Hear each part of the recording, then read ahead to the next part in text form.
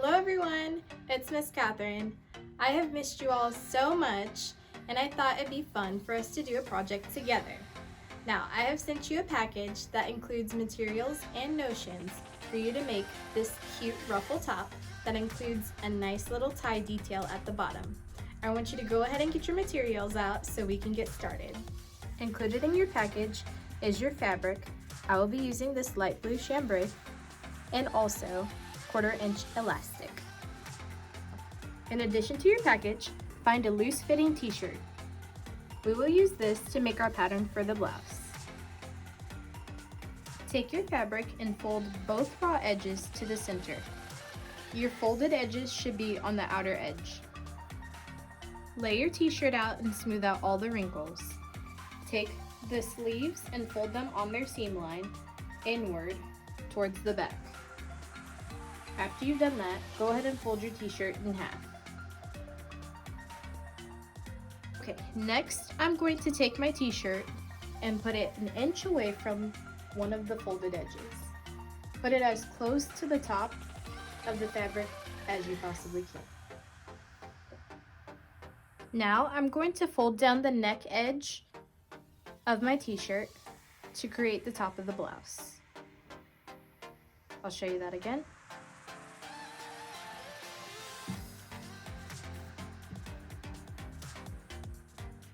Next, we're going to trace our pattern for the back of our shirt. You will need a ruler and also a washable marker. Start by tracing the top of your shirt and then trace around the armhole. Go ahead and stop at that bottom corner of the armhole and place a ruler right next to it. With my ruler positioned at the top of the bottom of the armhole, I'm going to pivot the bottom of this ruler out about 1 inch and then continue tracing down.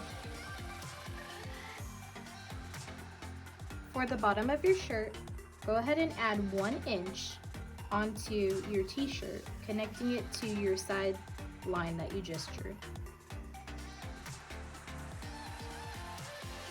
We can now remove our t-shirt and begin to cut out the back of our blouse. Now that the back of our pattern is all cut out, I'm going to take it and flip it over and line it up with the fold on the other side. We will use this to cut out our front. I've pinned my back piece down and now I'm going to get ready to attach the ties. Before we cut out the front of our shirt, we're going to need to add the ties. So at the bottom of our pattern, we're going to mark down about 6 to 8 inches, however long you would like your ties. I'm gonna make mine 8 and put just a little mark. This next part is a little tricky, so follow closely.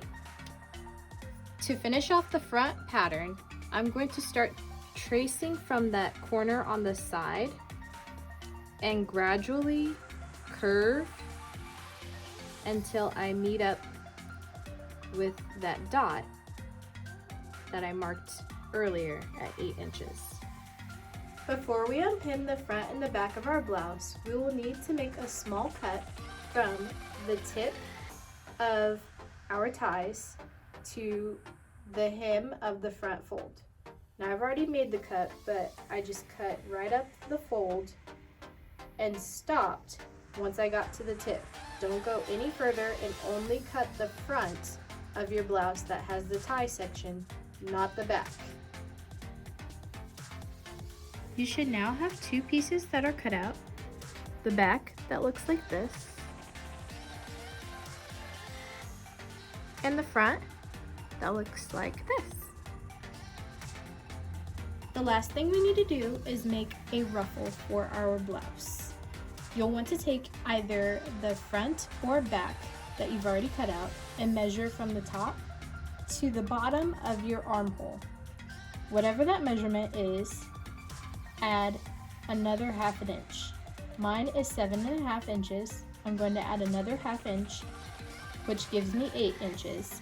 That will be the width of my ruffle.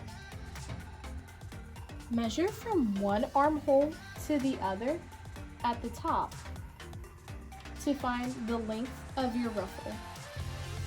Whatever number you measured, take that number and multiply it by 3. I got 20 inches, so I'm going to take 20 inches times 3, and that's going to give me a total of 60 inches for the length of my ruffle. We're going to cut out a long rectangle. For me, that is 8 inches by 60 inches long. Now, if your fabric is not long enough, you can split that length in half and cut 2 pieces that are both 30 inches long and 8 inches wide. Okay, I have all of my pieces cut out and I'm ready to start sewing. I did have to take my length for my ruffle and cut it in half and make 2 pieces instead of 1 full length. I have my front and back laying right on top of each other with right sides together. When you are getting ready to pin this, make sure that if you have a printed fabric, it's on the inside, so that way when we sew it, we can flip it to the right side and our print will be showing. When we pin, we want to make sure that we're pinning from the bottom of our armhole, lining up our edges together as close as possible, all the way down to our hem. And we're going to do that to both sides. Okay, I have my front and back pinned on the sides, and I'm going to get ready to go ahead and sew this at a 5/8 seam allowance, starting at the top and going all the way down to the hem. Don't forget to backstitch at the beginning and the end. But I also want to get a lot of sewing done in one setting, so I'm gonna go ahead and prep my ruffle as well. So I'm gonna set this off to the side and pull out my ruffle. Now, if your ruffle is in 2 pieces like mine, we are going to have to sew both of the sides together after you get them all lined up. But if it's all in one continuous piece, you'll only have to sew one side because the other will be a fold. So go ahead and line up your edges as best you can and then pin them just like we did the sides on your front and back. Okay, let's get started. And remember, while you're sewing, do not sew over your pins.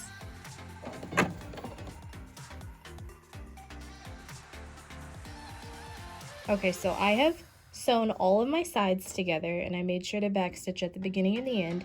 And then I went ahead and pressed all my seams open so that way my blouse lays nice and flat. And then I'm gonna take it over to the serger and serge off my edge so that way I don't have all of this fraying that's going on. But if you don't have a serger, what you can do instead to prevent all this fraying is put your machine on a zigzag stitch like this one here.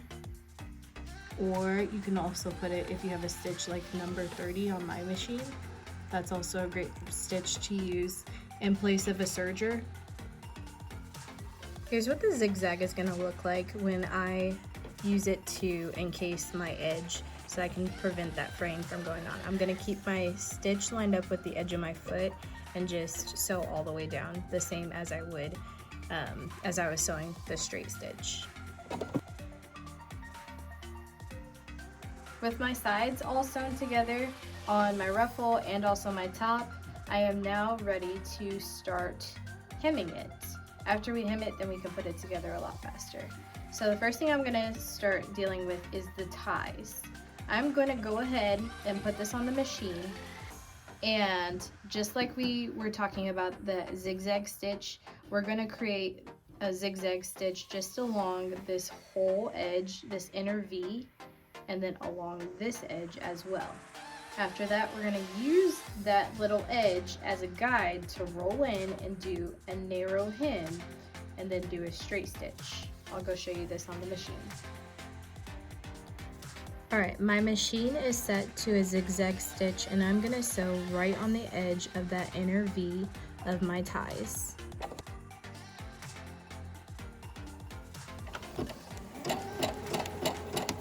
Once I get to the middle section of that V, I'm going to leave my needle down, lift my presser foot, and rotate my fabric and then just go down the other side. Now, if you're not comfortable with pivoting, you can also backstitch and then take it off and just go down the other side separately in 2 separate stitches instead of doing it all in one like I did. Okay, so now that I have my edge zigzagged, I'm going to take it and turn it under using that zigzag as a guide.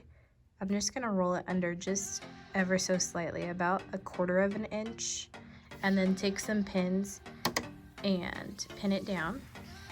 I'm also going to switch my machine to a straight stitch now, and after I've pinned it all the way, I'm gonna do a straight stitch following those zigzags that we just did in the middle of that V.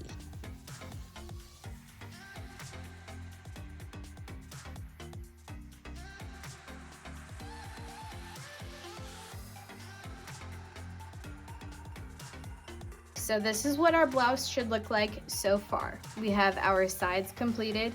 We also have the inner part of our ties finished off. We zigzagged and then we turned it under and did a straight stitch so that it's nice and neat. Your next step is gonna be to follow that same pattern that we used for the inner part, doing a zigzag around the whole bottom edge of the blouse, and then switch your machine back over to a straight stitch and turn it under and stitch that down.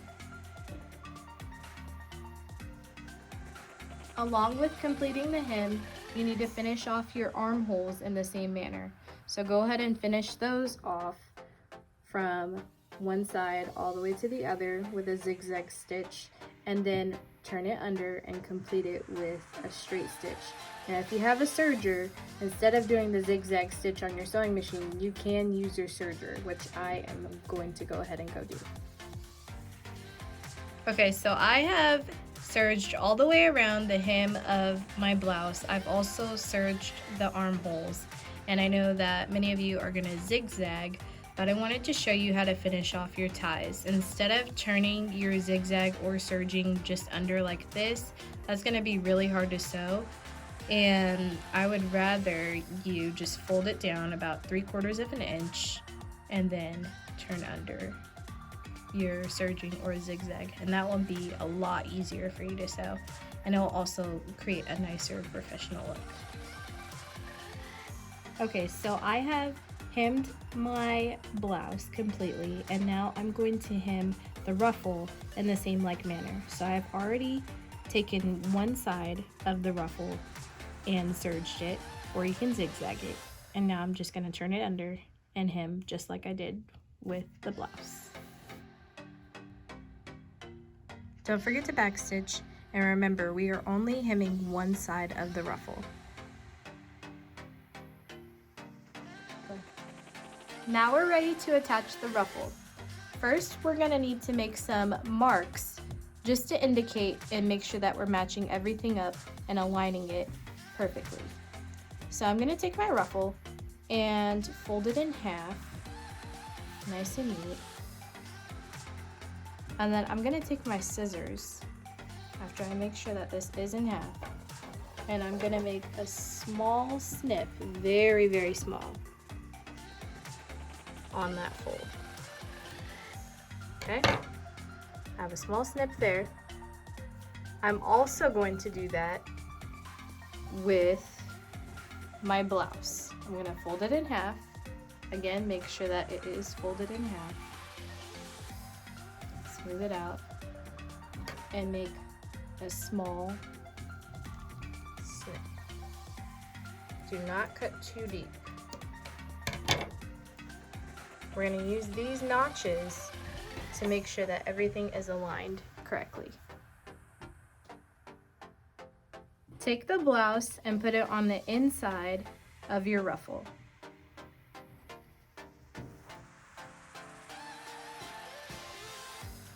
After I match up all of the edges, so it looks something like this, I'm going to take the front of my blouse and the front part of my ruffle, match those notches here, like and put a pin right in the middle.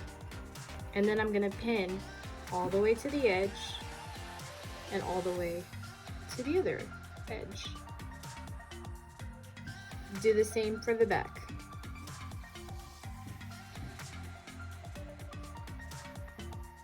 After pinning, your blouse should look something like this.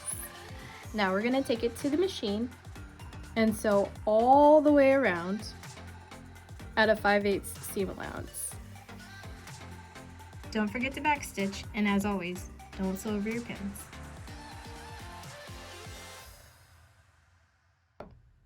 Okay, so now that we have sewn all the way around the edge of our blouse, we are going to make the casing. We'll need to start at the back notch that we created earlier, and you'll want to make sure that you are at the back because that's where we're going to insert the elastic, not at the front. So we're going to take that stitch that we just finished sewing and use that as our guide and just fold down right on that stitch, and then use this edge as our guide for our next fold, and we're going to fold it in again. So 2 folds, and then put a pin in all the way around.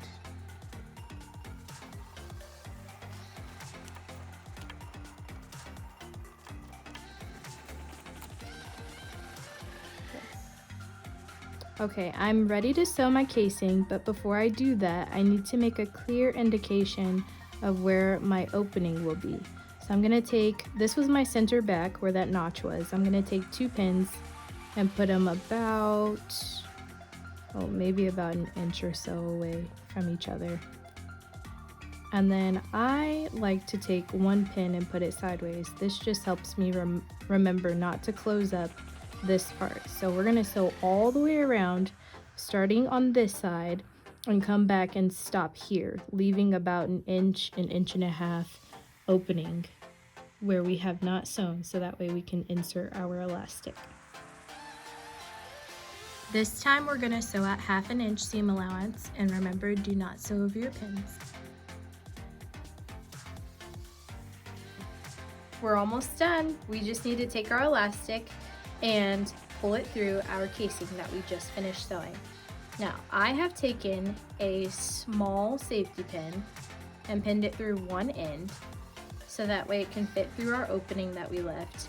And then I took another one and I safety pinned that one to the blouse. This is going to prevent your elastic from pulling all the way into the inside and allow you to be able to secure the ends once we're finished.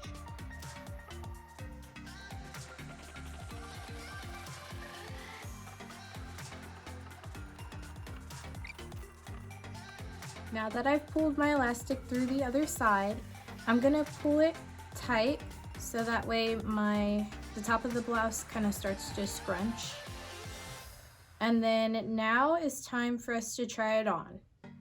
I'm gonna take the safety pin and pin it this side to the other side just to make sure it's secure and our elastic doesn't pop back through the casing.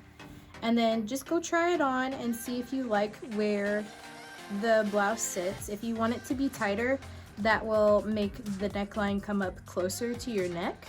If you want it to be a little bit looser, it will bring it down. So go ahead and see how you like it, the fit, and adjust as needed. After you have your elastic adjusted to the fit that you would like, go ahead and take the 2 ends and tie them together in a knot like I have done here. The elastic is soft enough that it won't buckle or cause any uncomfortable bumps. And then once that knot is in there securely, I'm going to take my scissors and trim off the edges. Go ahead and tuck the rest of your elastic in, and then we're going to do a straight stitch connecting where we left off, connecting the 2 stitches, and then a straight stitch going vertically down on both sides, securing that elastic inside of the casing. After that, we are done. Here we have it, your cute ruffle blouse with a nice little tie detail at the end. Now, remember to take your time on this project. At times it may get challenging, but remember that this is for you to practice your straight and curved lines, as well as narrow hems and making a casing. I can't wait for you all to send me pictures, and I really can't wait to see you in class again.